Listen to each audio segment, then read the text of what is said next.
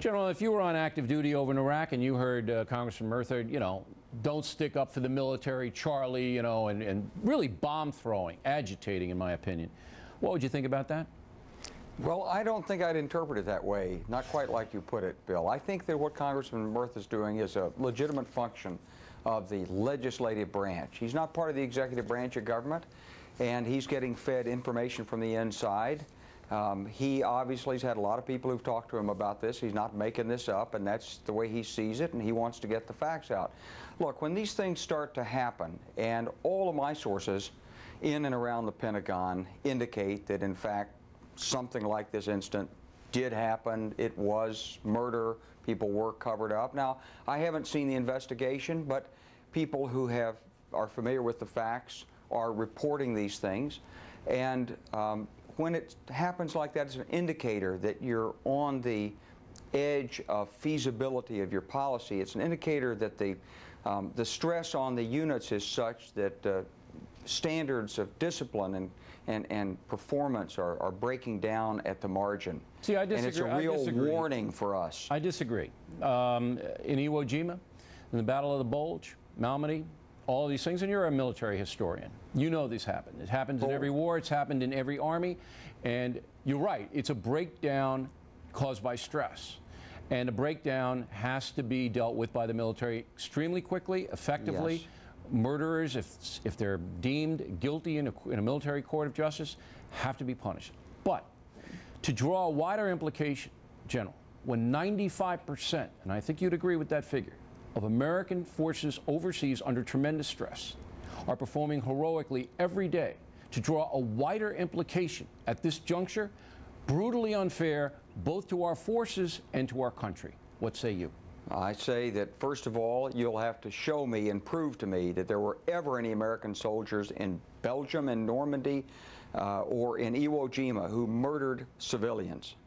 Secondly, I think you're too low when you say 95% of the forces are performing effectively. I'd say 99.5% of the forces are performing effectively, maybe higher. But when you have incidents like this and you have chains of command under enormous stress, that is an indicator that things aren't going right. You've got to be sensitive to those indicators. You've got to fix the problem. Otherwise, it's going to get worse. Okay, listen, this is a long-term nobody is disagreeing with that.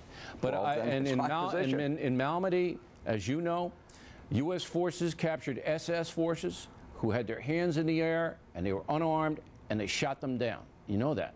That's on the record, been documented. In Iwo Jima, the same thing occurred. Japanese attempted to surrender, and they were burned in their caves. Bill, that's a lot different than this. Okay. Listen, what I'm trying to say to you is neither of those things, in the Battle of the Bulge or on Iwo Jima, reflected negatively on our military as far as its total performance was concerned. It was men under stress, snapping. That's what this is. This isn't Abu Ghraib. Abu Ghraib was cowardice, in my opinion, off the chart, irresponsible cowardice to do that. Here, I think we have to see this investigation unfold, Bill. Right, really, but Murtha isn't doing that, General. Between being in a firefight and some guy who suddenly, after he's been shooting at you, throws up his hand and says, "Whoop! Now you can't shoot me because I put down my weapon." That's one thing. It's another thing if it's true, as reported, that they broke into homes and shot men, women, and children. I don't want to, Judy. That's not. The Marines came to me. The Marines came to me and said, "Hey, Mr. O'Reilly, would you do us a favor and wait until we release our report?" Because I had confronted Donald Rumsfeld on this very issue and used the My Lai massacre as a starting point. And I said to the Marines, "Fair enough. Fair enough. I will let you put out your report before I start to advance the story." Murtha, a U.S. congressman, goes on and indicts the entire military on a national program, and I'm mad about it. And Murtha doesn't have the stones to come on this program and back up what he says. I think Murtha has every right to say what he's saying. He's not saying in the way he said it. He's saying that what he's heard, that's the legitimate function of the legislative branch of government, just like it could have been your function. Look, when another commander-in-chief was under investigation, the news media had no problems talking about it. Now, when our soldiers are under investigation, there have always been cases where people have pushed for that. This is a function of, this is the way government works. I And think I don't you have think to be it's temperate in your remarks, General. I think he is temperate in the sense that he has expressed a great deal of respect for the men and women in uniform. John Murtha is a long-time supporter of the armed forces. Charlie. Don't stick up for the military, Charlie. Come on. You know what he's saying, Bill. I know what he's saying. This is about a specific incident of misconduct. No, and this there's is no about one in the military who's going to condone that. I'm going to give you the conduct. last word, General, but this is about Murtha saying, I told you so. It's a bad war. That's what it's about. It's about him.